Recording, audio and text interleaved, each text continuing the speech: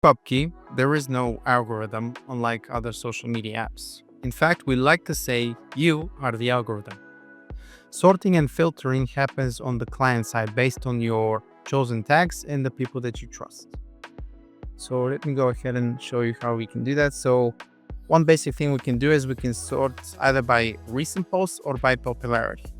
When I click on popularity, you can see the posts that got the most engagement, the most tags.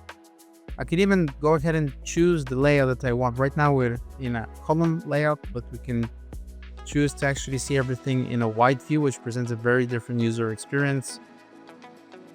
We can go back to columns, and you can see here we're going to be unlocking more different layout features, but since it's a beta, we're doing one step at a time.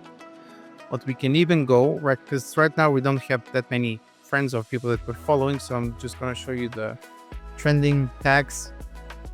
And here you can filter through time frames. So for example, I want to see all the hot tags that we had this month. Once you click on that, you can see the ones that were with music.